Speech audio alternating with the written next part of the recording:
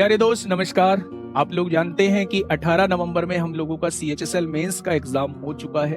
तो बहुत सारे बच्चों से बात की, वहां से मेमोरी बेस्ड क्वेश्चंस जो हैं वो हम लोगों के पास आए। तो मेरे दोस्त एक चीज महसूस की कि जो चीज आप लोगों की CHSL मेंस में पूछी गई है, कहीं ना कहीं वो CGL मेंस में भी आप लोगों को देखने को मिलेगी। और आप लोग ये भी जानते हैं कि कल ही CGL मेंस की एग्जाम डेट अनाउंस हो चुकी है। आप लोगों का एग्जाम 18, 19 और 20 जनवरी में होना तय है मेरे भाई। लगभग 60 दिन का समय आप लोगों को मिला है। इन 60 दिनों में एक बेस्ट स्ट्रेटजी आप लोगों को प्लान करनी होगी और स्मार्ट वे से पढ़ाई करना होगा अगर आप लोग CGL मेंस को क्लियर करना चाहते हैं। तो प्यारे दोस्त, इसमें दोनों लोगों को कमर कसनी होगी, आपको भी और हम लोगों को भी। मैं आज से कमर कस चुका हूं। डेली आप लोगों को शॉर्ट्स के रूप में आप लोगों को 3 मिनट की वीडियोस मिलेगी, जिस वीडियो के अंदर हम एक थ्योरम को बहुत बेहतरीन तरीके से मेरे भाई क्लियर कर रहे होंगे। आज की जो थ्योरम है वो आप लोगों के सामने कुछ इस तरीके से है। अगर आपके पास एक ABCD क्वाड्रिलेटरल है, OD और OC जो है आपके एंगल बाइसेक्टर हैं, किसके? एंगल ADC के और एंगल BCD के। तो आप लोगों से ये वाला एंगल पूछ लिया जाता है कि बताओ भाई DOC क्या होगा।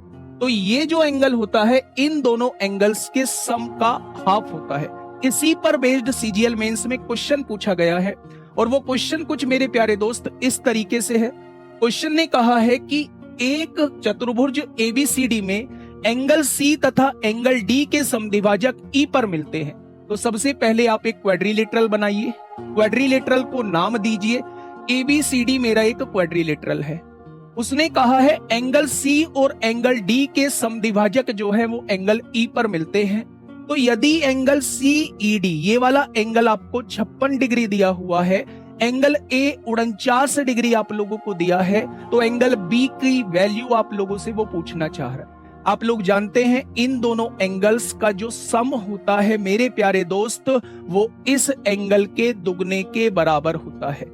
यानी अगर एंगल B यहां से मैं निकालना चाहूं तो वो 112 में से आप 49 घटा देंगे और यूनिट डिजिट के कॉन्सेप्ट से जब आप देखेंगे तो इसका यूनिट डिजिट 3 आएगा। और 3 मेरे प्यारे दोस्त एक ही ऑप्शन में है, ऑप्शन नंबर C में।